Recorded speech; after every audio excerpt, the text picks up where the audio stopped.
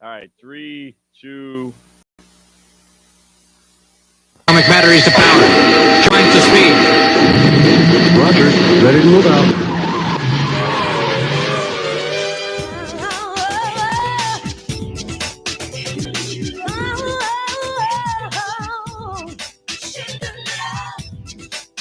Bell and Yes, it is. It's Bell and Company. I cut her off. You could just say it live. That's my co-host right there, Libby. Hey, Libby. There it is. Another edition of the show, Bell and Company. I am, of course, the Bell, Mario J. Bell. That is, as I mentioned, Libby Tartars, along with every week. Hi, Libby. We also have Joe. Hey, Joe Brunker. Hey. And we have a great guest. I say that every week, Tony, but this is a really cool guest. I know Plainfield well. We have the mayor of Plainfield. Let's just introduce yourself. Hello, welcome. Well, thank you for having me, John Argoudelis, Plainfield mayor, and I'll add lifetime resident of Plainfield. That's awesome. You remember when it was all cornfields, basically. I grew up on a farm, so yes, I definitely do. I want to talk about that with you. I did not know that. That's cool. Yeah. It is in his bio, but I just wanted to talk about all of what's going on with you and the fact that we are in the midst of the holiday we're actually on right before St. Patrick's, but people seem to be celebrating it all week. But I believe they're doing the Chicago River Dine next week. I don't think they did it this weekend. I thought they always do it the week before, but I don't think so. I think it's next week. Anybody see? I couldn't even tell you. I'm pretty sure. I it's next usually, week. when I go to the parade, I go to the Southside Irish Parade. You're a South Side, all right. Me day. too. Me too. But I do like watching the river. But anyway, You're not Irish. Yeah, and she's Irish too, Libby. But we're in the middle of the whole St. Patrick's Day thing and election season. Why the mayor picked this as a good week to come on. We're almost there, right? Because it's a local election thing, not national, which you guys usually do those, isn't it, on the odd years, right? Most of the time. Yes, I think the idea is you don't want to get it lost with the national election. People are so focused on president, Congress, and those things that the local elections, having them on the off year in the spring, is to allow people to focus on that. Unfortunately, many times voter turnout is not the greatest, but that's on us candidates to work hard to get people to come out to vote. I mean, it's all about coming on shows like this and getting publicity, I think. But it is. I mean, I think people just got upset with the system in general, whether it's at a local or national level. But I'll tell you, from being involved in it, this is years ago, gosh, almost 30 now. My dad was a trustee of the village where I live. And boy, does it get brutal because he ran for president. And there was actually one candidate, they never really proved it, but just kind of got in there to upset the vote. And it like I said, I mean, the mudslinging, I swear, I think it's more brutal at the local level, but I guess that's a good way to make it stand out. You do it on the odd years, and you don't have to worry about all the other elections, right? No, that's true. I've seen some brutal stuff at the local level, and I'm just like, I get kind of confused there, but at the same time, it's because everybody kind of lives right in proximity to each other, so it's like the town gossip, intensified by 100, you know. It can be the telephone game. Are you lucky that you haven't been a victim to a lot of that in your term? Oh no, I've had my determined non-supporters. I think one of the things that happened when I was elected in 21, the group that had kind of been in charge of town for a long time was surprised that their candidate didn't make it, and they spent the last 4 years trying to fight me on a lot of different things. Fortunately, we were able to always cobble together a majority of the board and get a lot of things done, but they were determined. At least two of the candidates running against me represent kind of that old guard that wants to turn the clock back, and we can't let that happen. I'm all about progressive thinking, maybe not a progressive, but a progressive style. I love modernization, especially when it comes to billing procedures and things like that. Is that one of the issues that you had? They didn't want to modernize your systems there, your computer, billing, well, things it was like just that? kind of a lack of vision. They were very and continue to be focused on a small group of people. I call them the clique kind of thing. We're a town of there's always the cliques, right? We're a town of 50,000 people, and everybody in Plainfield should feel they're part of our community. Is it 50,000 now? It is 50,000. Jeez. And long ago are the days where just a few thousand people mattered. We have 50,000 people that matter, and they should feel included, and they should feel part of things, and we have to reach out to them. I remember this. It's kind of a strange analogy I'm thinking about, but we had a new bishop in Chicago for our Greek church, and in his inaugural speech, he said, "It's not good enough for us to invite people in. We have to go where they're at." and invite them in, whether it's our young people or whatever. And I think the That's same the way. truth. We have Town to halls. be proactive. We have to reach out to the community and new people. Hey, get involved, understand what's going on in your community. There's all sorts of resources. There's all sorts of information, but it's not good enough to sit back and wait for people to approach you. We have to approach them. Well, I just threw it out there. Didn't mean to interrupt, but what do you, like town halls for you specifically for like politics? I know for the church, they could do all kinds of events. Yeah. They have events anyway already. Do more, I guess. But We do what do you do? for larger projects? I mean, we have a big social media presence, of course, but we do a lot of open houses for larger projects. We want people to come. Hey, we're looking at this redevelopment of this area or this big road project, and we will do open houses. We've done surveys where we online surveying and old school written surveys. We want community input. We want to hear what's concerning to people. We did a comprehensive plan about a year ago where we had these workshops and people came and they talked about what are your priorities in Plainfield. I don't know. I always think about this, but maybe not so surprisingly, green space and recreation came consistently near the top. That was keep the important. farm space. Basically. Well, not just that, but Not so much farm? recreational hiking and a lot of outdoor kind of things that everybody can use, not just the farmers. The hiking thing, I rather like Mather Woods because like my parents live not too far from there. So whenever I go to their house, I go to Mather Woods and I kind of like just walk through there and kind of enjoy the nature around there. But yeah, Plainfield's got some good trails too now. Lately. We're working very hard on connecting them all up. Mm-hmm. When development was going, kind of crazy pre-2008. It was the fastest growing city in the nation. It is one of the fastest ones in in Illinois. If you're at 50,000, I remember when it was like 30 something. So I moved there when it was 40,000 or like 35,000. I'll just tell you where I'm at for people who are like, well, where are we talking about? First of all, suburbs of Chicago, but I'm in Burris. My dad was running and he was a trustee. We started when we moved there at like 7, and when he was running, I think we were up to 10 or 11. So to kind of give an idea, that's a big population over by you now. You see, I have thinning gray hair. It was 2,900 was the sign on the edge of town when I was. Are you serious? Yeah, no kidding. Wow, that is huge. When did it boom? Like when it did really it really was like the mid to late 90s is when things really exploded. We were still around 4,000 or 5,000 people in the early 90s, and then it really exploded. I think as Naperville built out, we were the next town over. I was going to say maybe it's because of the surrounding areas. There was nowhere to go anymore. They had so many houses that they could only so many houses they could build, and Plainfield was wide open, right? I think that's absolutely right. What about industry? Did industry come out there too, like big factories and stuff? We've had a lot of retail. What we're working really hard on now is the industrial growth. We built a new highway, and it's 143rd Street, a reroute of Route 126, and on the western edge of that is an area that the industrial development world has really caught on to. And what we're creating is an industrial base and an industrial corridor with the idea to diversify our tax base. We cannot continue to put the burden of real estate taxes on our homes. We have to diversify that base. And the industrial world is very interested in being out there. We've approved quite a bit already. They get a few discounts, but they still pay their fair share, right? Actually, they're paying us. They're helping to create new green space. They're paying into a green belt concept to buffer the industrial from our homes. They're paying impact fees. You didn't have to give them tax incentives. No. They wanted to be there. They want to be there. Are you talking for people that are from around here that aren't just seeing this podcast wherever they're at, but they're in Illinois? Are you talking about the 55, 126 corridor there? Or is that 59 where they joined? It's actually going west from there. So west from 55, 126 to the western edge of town where we have a lot of open space. Okay. And that is where the industrial world wants to be right now. Bolingbrook, Romeoville, our neighbors are kind of built out.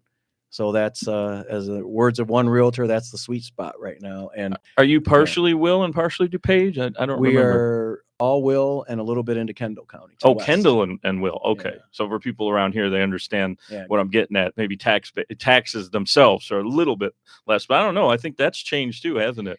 Like the gas taxes seem to have gone. Something went up because the gas prices, it used to be, say $2 are now $2.50 in your area, versus I remember 10 years ago.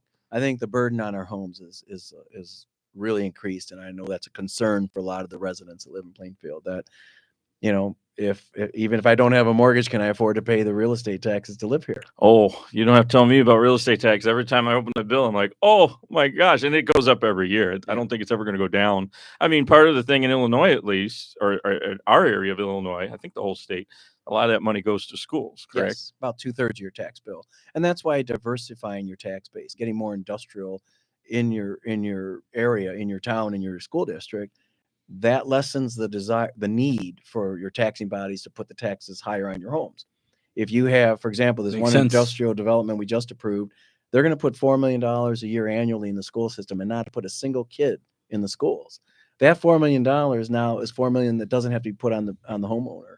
And that's one development. The more we do, the less desire and need there is to burden our homes greater. And they're very burdened right now. So I've been seeing on social media, on your Facebook page specifically, about like when you guys are like planning on opening new things, and people are really gunning for Trader Joe's.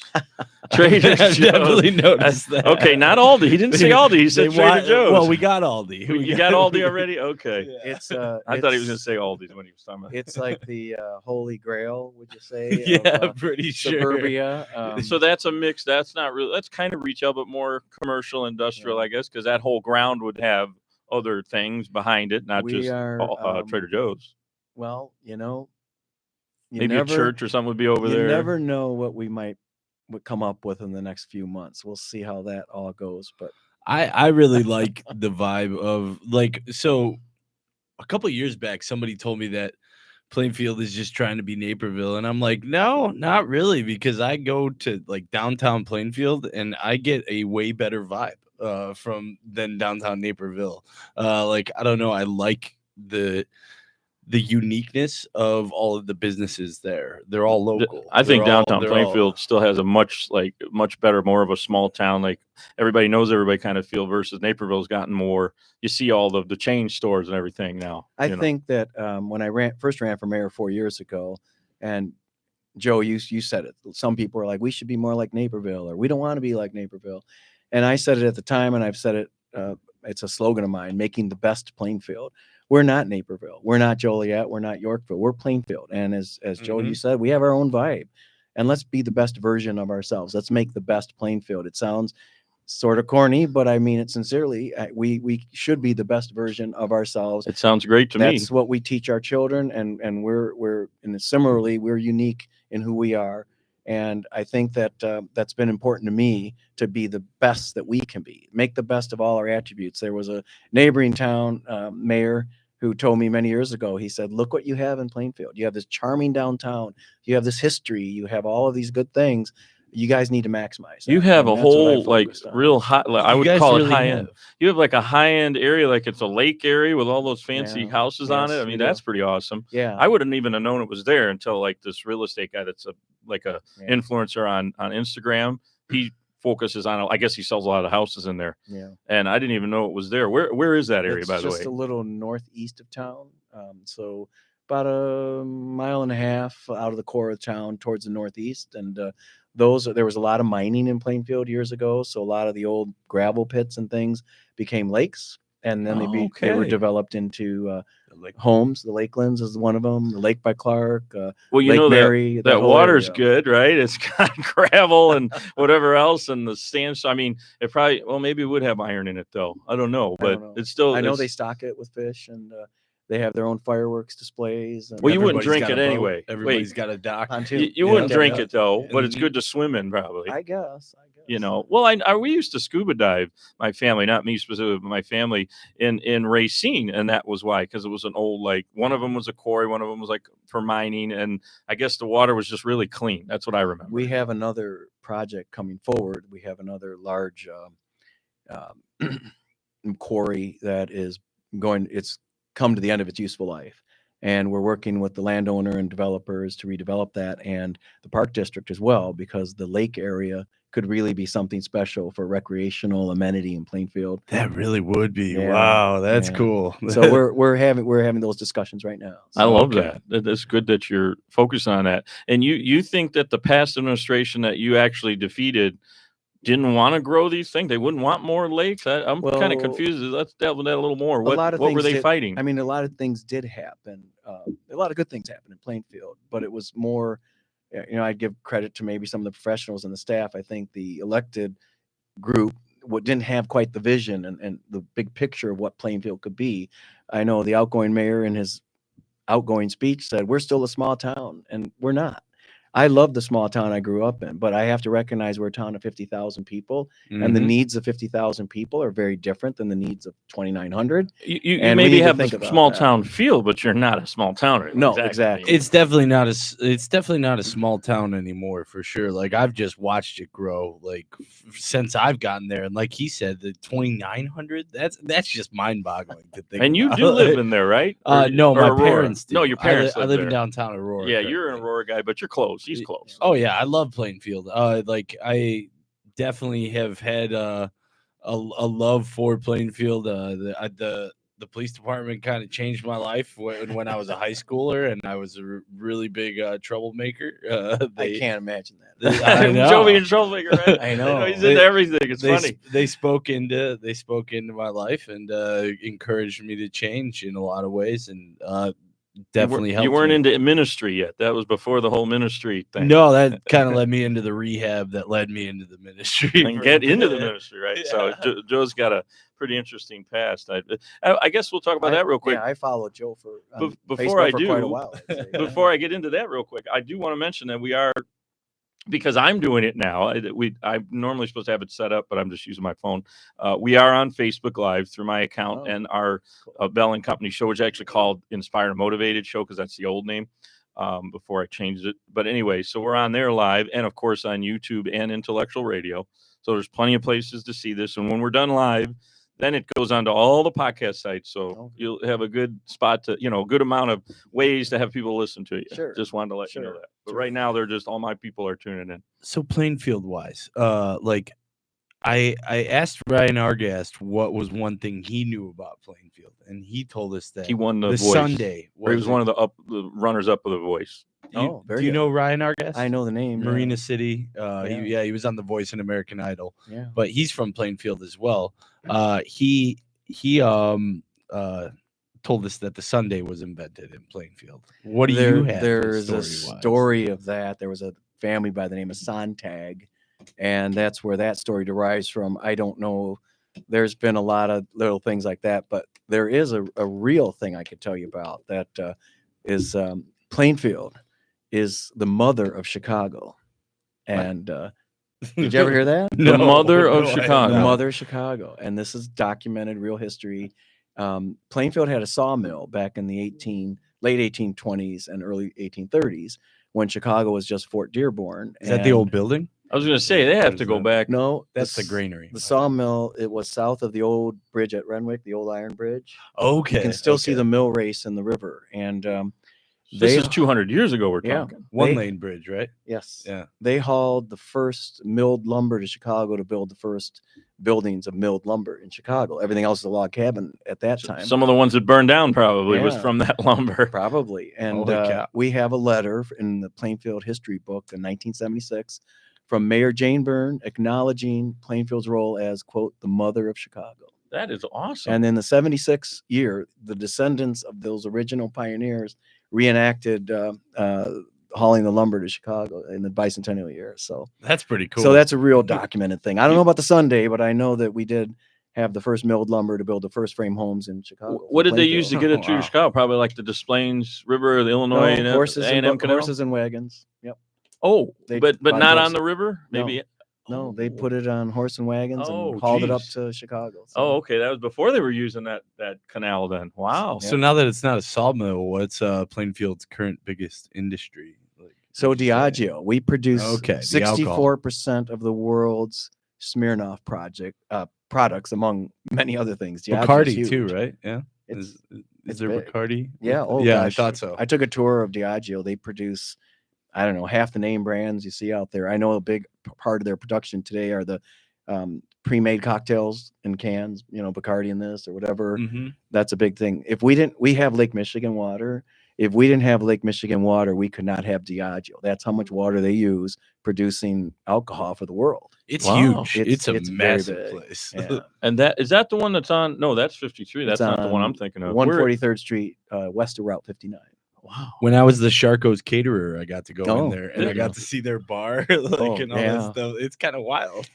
There are a lot of Yeah. cool things about Plainfield. Look at all the stuff he's listing. I mean, I would have never known about the mother of Chicago. I've never heard that before. That's the first. Yeah. The distribution of all the liquor. I mean, again, no wonder you're at 50,000. Everybody's realizing, hey, we got to be out here. Well, it's a great place to live. We have a very safe community, and that whole thing we were talking about, that small town vibe, it is still present. And I always say one of the great things that old Plainfield imparted to new Plainfield was this great sense of community. So for those who want to be involved, and I make great efforts to get people involved.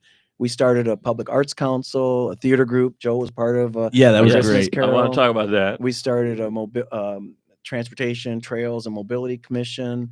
So I love the river thing. getting you people got going involved on. though, but you get people. You've done all passions. this in your one term Yes. so far. Wow. But I mean, when okay. you tap into people's passions, we said, who wants public art in Plainfield? 31 people showed up to the first meeting. So when you tap into people's passions and you rely on the talent of people in your community, and then you meet all these new people. I was not involved in Plainfield until I saw this arts council. Now I want to be involved in something. You tap into your resources, our human resources. I believe strongly in that. Again, I know much of what I say sounds kind of corny, but I'm very sincere about it. Tap into our human power. 50,000 people. There's a lot of talent and there's a lot of passion in there. Let's tap into that and make the best Plainfield. Were you in the government before? Not in the village government. I've been on the county board. I was township supervisor. Okay. I've been running for something since 4th grade for some reason or another. Oh, But all right, that's cool. I've always been involved in, So are you an ENFP? I don't know what that is. What's that one? It's like one of those tests that you take for Oh. like your personality. oh yeah, he ENFP. scored really high. Obviously, he's got ENFP good- is like basically the canvser. Oh. Is what they He- call it. Gotcha. yeah. No, I mean, I was fraternity president back in college and I don't know why I sought out these kind of roles. I just, I think that anybody who seeks out a leadership role, you got to be confident in your abilities and you believe in yourself that you can make a difference. And that's kind of what's always compelled me that, not trying to, say anything negative about anybody, but I thought Plainfield needed better leadership for a town of 50,000 with all the things going on. We needed a more sophisticated, more broad-minded, visionary leadership that would tap into all the best things in our community. And that's what compelled me to run. Yeah, I want to get more into your background, but one thing I want to bring up or ask you, bring it up and ask you about it is, how does it work? I know Chicago does have the political party. They do declare. Do most of the suburbs and all of these areas in Illinois not do that? Like, for instance, is Plainfield, do they say Democrat, Republican when you run, or just independent or nothing? We say independent, so it is not a nonpartisan race. If somebody wanted to run with a party label, they could. Traditionally, everybody runs as an independent. In my mind, people do ask me on the campaign trail, are you a Republican or a Democrat? And I said, I'm for Plainfield, and we don't count D's and R's when we're plowing streets, fixing roads, making sure our community's safe. We're here for Plainfield and for everybody in Plainfield, whatever your affiliation is politically or not. So you'll go That's to the both. way it should be. What's Thank that? you. That's the way it should be. I mean, we technically do have independent parties on the federal level, but you just don't hear about them that often. Yeah. There's the Green and one of the other ones, and then what Dr. Ron Paul was in for a while, whatever that party Bernie was. Sanders is in. Bernie Sanders is independent. I don't know what party he would be affiliated. Independent, I guess. Yeah. But I like So- what y'all did with Indian Boundary. Oh, I'll say that. Right, with the new So- bridge, yeah. That well, was on good. that, okay. So he's talking about the Indian boundary groups or It's a issues road. Yeah. or in the road. Yeah. But like to get all this stuff done, do you go to the meetings of both because the big ones obviously are Democrat, Republican. Do you go and do you seek funding any candidate in Plainfield, not just mayoral from those parties, or just whoever's going to give you money gives you money? Well, I think a lot of it's been very grassroots. Most of the people that have supported me have been people that either own a business in town or they're residents and they like what we're doing. And I would say 4 years in, I think my support has only increased. And I'm very flattered by it. I have people like all day today texting me, I see your signs coming up. Please put one in my front yard. Great. And I think it's very grassroots. I think people have come to Plainfield because they want to see a community of progress. And I say it, a community of progress, that same way. I think labeling somebody a progressive seems to have a political connotation, and that's not what I'm getting at. But people want to live in a town that's safe, to raise their families, to have fun recreational things. That's what the people who move to Plainfield want. And they see me as somebody really working hard towards that goal, and they want to support that. It's not a personal thing to support me. It's supporting my vision, which is the vision I share with a good chunk of those 50,000 people. You've been there quite a long time. You know what's going on, obviously. Well, you've seen the progress. Yeah. I mean, and I get to know people of every walk of life, older people, younger people, people in business, people in government, and you listen to what people are saying, and this is what we're looking for. So it isn't a nonpartisan election, but you kind of try to make it that way, is what it sounds like. You're not trying to say, "Oh, I'm only working with the Republican agenda here," I think or Democrat, whatever. That would be a travesty if our local leadership became very partisan. I think it's important to represent all of Plainfield. I mean, everybody lives there. We don't have to import the national political polarization to our local level. We're here. We're Plainfield. I don't ask people whether they're an RRD ever. I just like, you're in Plainfield. What would you say has been your best response to so say someone has a honest issue with Plainfield or how things are being done, when they brought those things up to you, what's the best thing that you've done in order to kind of help growth in that area? Well, with one thing someone is else? I'm always responsive, and this is something that I'm a lawyer. My mayor's part-time, pay at least, and I'm a lawyer, and I always had this rule of thumb where everybody who calls or emails me, they'll get a response within 24 hours. Well, that's good. The thing that we all hate is like, they never got back to me. They didn't care. So I get emails. I was responding to some today. I get emails, or usually emails, Facebook messages from residents like, "Hey, what's going on over here?" Or "What about this?" And I'll respond to comments on Facebook. I'll respond to Facebook Messenger. I'll call people back. And what's your concern? How can we help you? And then sometimes I have the answer. Sometimes I have to refer to our staff. We have a great staff in Plainfield. We have a very professional staff, very dedicated to doing things the right way. And it's kind of funny because people ask me questions. I don't always have the answer. And I know before I even ask the question to staff that they will have an answer. They've thought it through. People will tell me like, "Well, you're doing this over here. Why aren't you doing that?" I'm like, "Let me get back to you." And staff says, "Yes, we have a plan for that as well." So you have staff. You don't necessarily have a spokesperson to talk for you. They'll go directly to the mayor. Then is what you're saying. A lot of people come directly to me, but then again, I rely on staff, and they're a very professional group. You have the city management thing where you have a manager or clerk. It's what's the term? Village administrator. Administrator. Same That's idea. it. Thank you. Administrator. He's Are like you the called CEO. mayor or president? Let's clarify that. Technically, village president. Colloquially, mayor. Mayor. Okay. It seems like a lot of people are doing that locally now. I don't know. Our mayor did it too. He's like, "Oh no, I'm not president. I'm mayor." I'm like, "Oh, okay, all right." I go by mayor. It's just what most people say. So Yeah, I mean it's I kind thought of it easier. had something to do with the size. Like a village has a president, a city has a mayor. it's not the size; it's the form of government. So Just if the you form, are okay. incorporated as a village, you have a village president. Okay. If you're incorporated as a city, you have a city manager and a mayor. But the size doesn't. Size doesn't matter. Size. I like that you laughed before you said it. That's what she says. Right, Livy. I knew Livy was going to say something. Oh Lord, sorry, we didn't mean to get dirty on you, but anyway, who got dirty? So yeah, Yeah, right, I don't know okay, what right, you're right. talking So okay, well that answered that. I didn't think it was going to go that way, but all right. So basically, I want to know more then about your background. I don't know what is there other projects you want to talk about before we start talking about you directly and what you've been doing. Well, I you think got one into of being a lawyer? the last thing, I mean, we talked about economic development and green space is important. And the third area that's been very important to me is inclusion.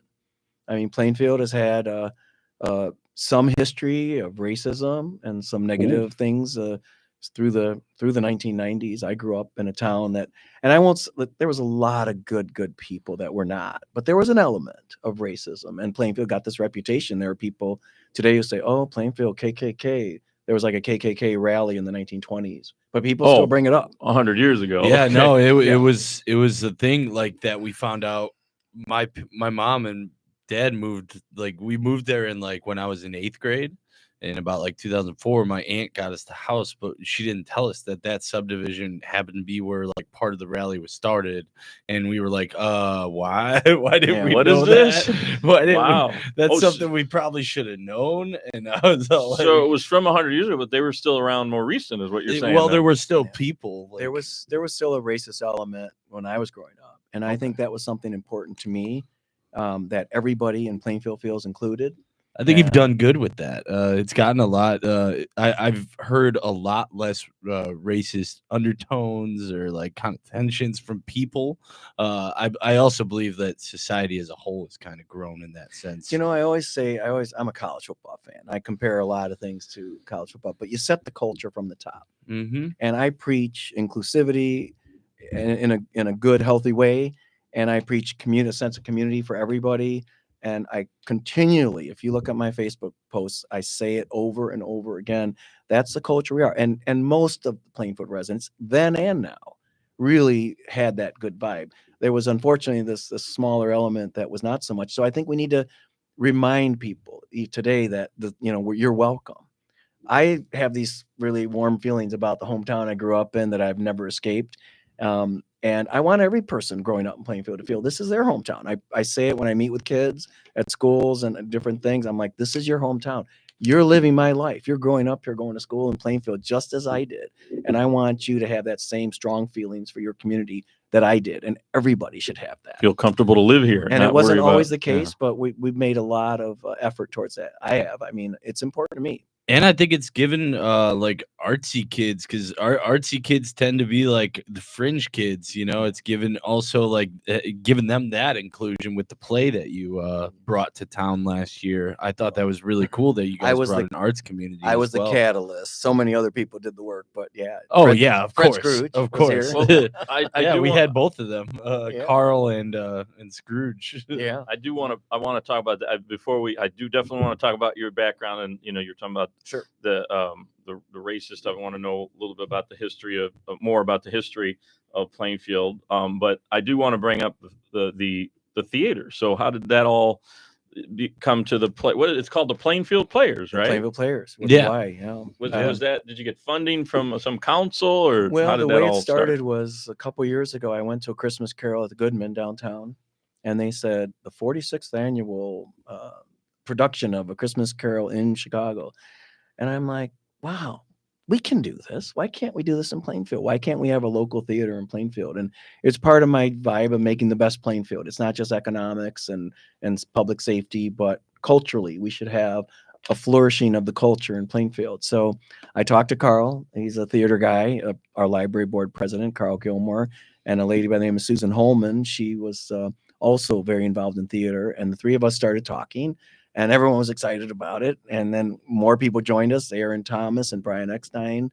And Carl was on the Glenn, show. yeah, Carl's a great guy. I've known him forever. And, Carl's awesome for sure. and the group just kept growing. And the one thing, and Joe, you'll speak to this, I know, but all of the players at A Christmas Carol like bonded immediately. And everyone felt this very closeness, more so than you would think from working together for a month or so. It was much quite more the so. community. Yeah. Yeah. I enjoyed it a lot for So, sure. so you'll do a Like, bunch more plays. You're not just going to try to do the Christmas Carol. You'll do other stuff. We're working on Our Town coming up this summer, and then a children's theater as well. oh, nice. And we're going to have A Christmas Carol as an annual Christmas play for a while, and then maybe transition to another Christmas play. You're annually. going to get them instead of Goodman. They go to the Plainfield Plainfield. Players, right? We sold 1,200 tickets. 1,200 tickets cheered on Joe Brunker here. It was a fun time. That Fred was in the Scores. school, right? The school We- gymnasium or something. What was It's, it? yeah, Plainfield Central's auditorium. Yeah, it seats about 700 people, so it's quite. So are you going to keep it there? Are you looking? Okay, The nice thing about Move it, keeping no? it there is it's very centrally located. So makes sense. yeah, and the So- school has been great to work with. What's going on with bocce? I just was asked this question by residents. So it's privately owned. They're creating some kind of a hair and spa place, but That's a missed opportunity. they're doing it kind of on they're doing it on their own. So they're sort of refurbishing things slowly. So it has been Okay. closed a long time, but I had a peek into it about a year ago, Looks and good. They're doing a great job. What is that? A downtown business? It's It used to be a restaurant, used to be a church before church. that. Yeah, exactly. oh, church and a restaurant. Now it's going to be a hair salon. yeah. Yeah. Interesting. I wanted to, like, when I envisioned it, I thought of like the acoustics of that place would have been an amazing, like, sort of like kind of music venue. A music venue. And call it the Chapel, painted black and red. Like red. You didn't get to them fast enough. Well, Should've maybe told them not there. black. Well- Black would be a kind of dark for Plainfield. Joe, there's another church that's empty just east of 59. Oh, really? Sharon United There you Methodist go. Church. The Sharon Church, and I know the owner there is looking to do. I don't know what he's doing yet, but he's looking to do something. The I just thought downtown because of the acoustics. Isn't your downtown church, or I call it the downtown Plainfield? It's like I thought it was right off of 30. I forget what. Isn't that like road, Plymouth? Or- But it's like the oldest one in the area too, isn't it? Well, there's two very old churches in the downtown. The Plymouth Congregational, Joe's mentioning. Mhm. They're a Congregationalist church. That building dates to like 1850. I believe that's the one I'm thinking of Yeah. that I did. It's like shot a weddings very in. New England white. But it's dark brown. Is it really dark brown on the outside? That that- might be a different one. That There's- might be the stone one on the, what's that yeah, one? The United Like, Methodist Church, yeah. and the stone one. That's another. Oh, very that is the old one I'm church. thinking. It is United Yeah, Methodist. yeah, Okay. It's got a very tall. So look at this, steeple. all the Yeah. history here. We're talking about the history. I want to talk more about your history then. gosh. So you mentioned a little bit briefly about it, but let's delve into it more. So you are an attorney. Obviously, you're the mayor of Plainfield. Did you farm when you were a kid? Let's talk about I your did. background. So my grandparents on my dad's side were Greek immigrants. My mom on that side, she's a Greek immigrant, but my grandparents came here from my grandfather from the island of Mykonos. You might have heard of it. And I have. a lot of the Greeks from the island of Mykonos came to the Joliet area and were vegetable farmers, and that's what we did. So my family grew tomatoes commercially for Campbell Soup for many, many years. Oh, wow. And then transitioned to corn and soybeans like so many others. And I grew up on the farm farming with my family. I said this, it's kind of odd to think about, but in the summertime, I kind of didn't leave the farm that much. We were just like living on the farm, doing things. Dad would come home. And I remember, this is how kind of finicky I am with food, but when you have sweet corn that you just picked and cooked within an hour and ate, like no other sweet corn suits you. Like that didn't come straight out of the garden. But my mom would say, John, go out in the garden, pick 6 ears of corn for supper. And Wow. we'd eat it within an hour. So I love Fresh growing up from on the farm. stalk. It's fresh from the stalk. Yeah. Before Wow. the raccoons got it. Speaking of corn, we were kicked out by the corn cops. Oh, at gosh. Keller's, Oh. like during their corn maze once. Well, I can only We imagine. snuck in from the side, Oh. like from Liberty Grove. Oh, yeah, yeah. Yeah, we got in trouble. but like, sorry, Keller. I want to know about the Campbell's connection.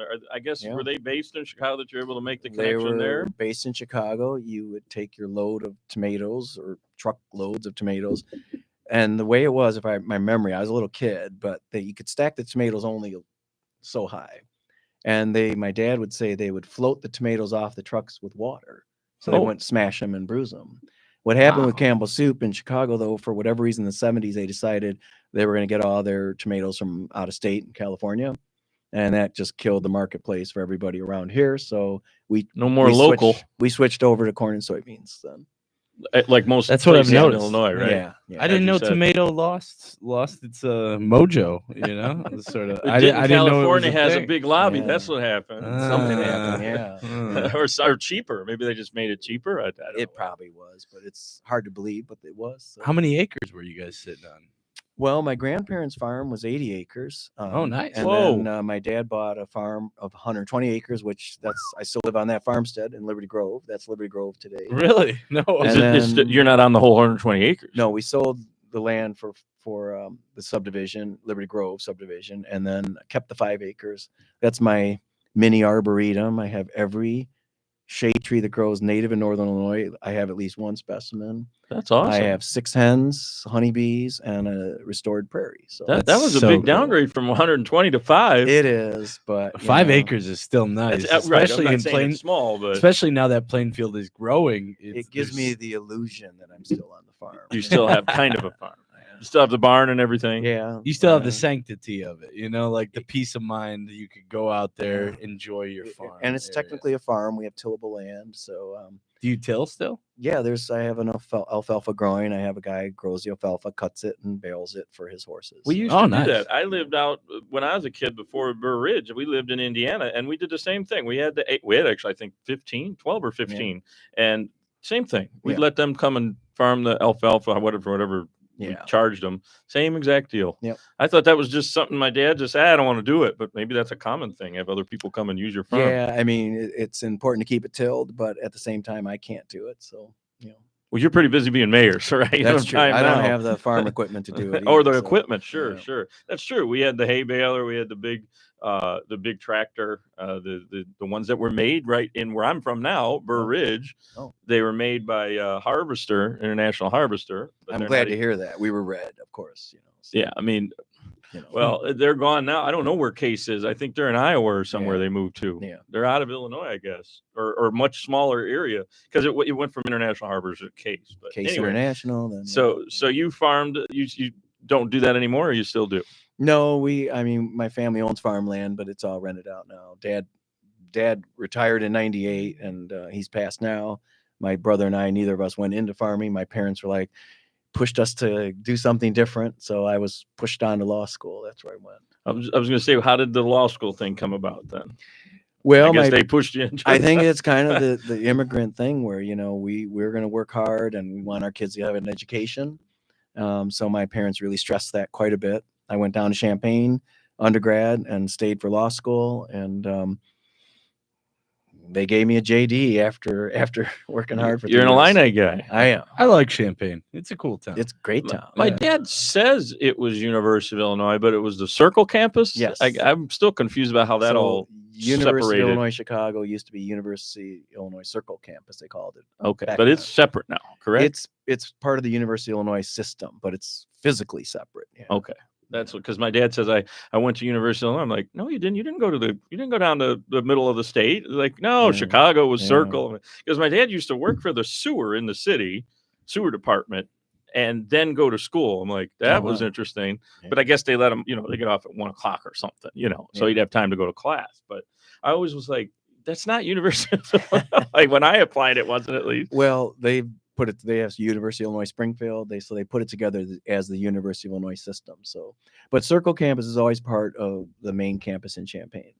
It was. It always was. Or it still will be, or it still is, I should say. And I think before Circle campus, it was Navy Pier.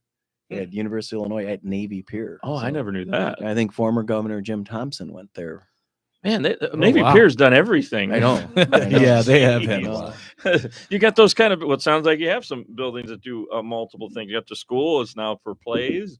And so I'm sure you got a lot of buildings that do the multiple use thing, but I never knew Navy Pier did that. Yeah. That's pretty awesome. Boy, University of Illinois is huge. So anyway, you're a Illini alum, and do you still do practice law then, you're saying? Yes, that's my main career right now. He's got an office right downtown. Yeah. How does that work? I thought, well, maybe it's the bigger cities when you're the full-time mayor that you have to step down from your practice. You don't have to do that in Plainfield. It's a part-time job. A lot of the smaller towns, it's part-time jobs. So. Okay. So it's not any kind of, I guess you just won't take business that somebody's moving in that's, trying to deal with Plainfield. There's some areas that would be a conflict of interest, so you don't take that. Yeah. Makes sense. Huh. Yeah. I mean, it seems pretty easy to me, but I mean, I at least know who you are, right? Yes. You probably don't have to do a lot of advertising. Yeah. I mean, I've between, growing up in Plainfield all my life, my law practice. So I know a lot of people in the community. So do you see yourself staying in Plainfield the rest of your life? Yes. Right. I would, I don't know, owning your own law firm, you don't have to have an abrupt retirement date. So I see my goal would be to slowly back off, take more 3-day weekends and time off and things. I'm Greek American, so I go to Greece and have a lot of cousins and friends I hang out with over there. And I am a cross country skier. I go up north and ski. So I would just do more of those things and start to back off the law practice a little bit. Just never quit. Why not? I'm not saying to do it. Why not? Yeah. If you can find clients, why not keep doing it? God I don't- willing, as long hopefully as, you keep staying mayor for years because it is a 4-year term, right? It is a They 4-year don't term. change that in the Yeah, suburbs. no, 4 years. So Okay. Yeah, I mean, I think Plainfield's a great place. I mean, I know a lot of lifers there, and it's a great town to live in. Like, I could see, like, if I wanted to stay in Illinois for the rest of my life, I would probably choose Plainfield to stay. Well, I had a visitor come from Greece, and she visited us, and we came downtown, and she wanted to see the Bean, and that was like, we in the Chicago area, we think, oh, the Bean, whatever. I don't mean to be disrespectful. I but, always thought it was weird. But internationally, it's like we've become known for the Bean. So she wanted to see the Bean. So we hopped in the car, 45 minutes, we're at the Bean. So it's really nice on a non-rush hour moment. You can be in the city in 45 minutes and Right. enjoy all the amenities of the city and then go back home. But you don't have to be in the city. I get it. I totally get. I mean, that's what people sell where we're at. Same thing. We're a 20-minute train ride, but you're still kind of tucked away. You're farther tucked away, but you've got more land. I think we're running out where I live. It's just like if we don't tear down a house, we're out. They're trying to redevelop. I mentioned International Harvester. They're trying to redevelop that. People are fighting it, but if they do, I suppose they'll probably put more condos there or something. But again, we're kind of at our limit. Yeah. It sounds like Plainfield, you got a long way to go. We are, but as part of our comprehensive plan that we just passed, we are designating certain large areas out west to remain green space.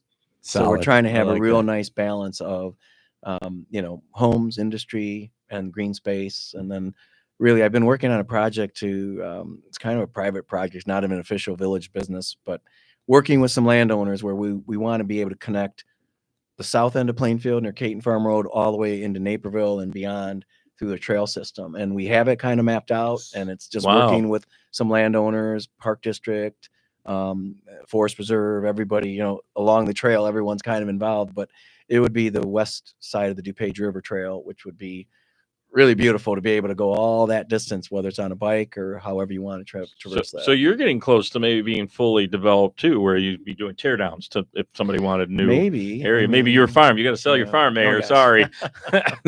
What I'd like to see is in our old core, there are some beautiful old historic homes, and then there's some homes that aren't anything that special. It would be nice to see redevelopment of that area, not to single family, but multifamily, increase the densities and increase the foot traffic to support our small business. I think, successful downtowns have a lot of foot traffic, and that means some densities. So I think there's opportunities there to see that redeveloped rather than sprawl out west in the virgin farmland. It would be nice to redevelop a more intense density in the urban core.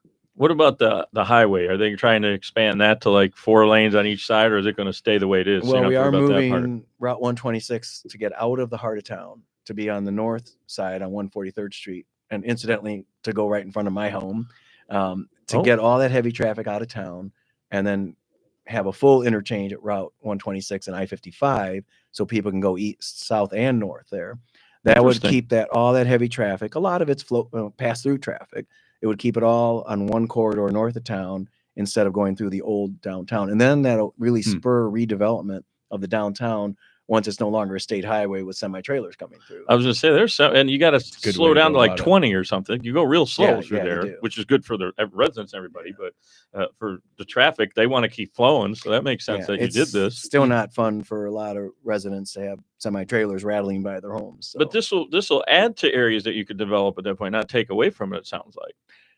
Well, or did it take some away? No, it'll add to the redevelopment of the downtown as a more urban core. And out my way, just west of me, is where that industrial development is happening because of the new highway.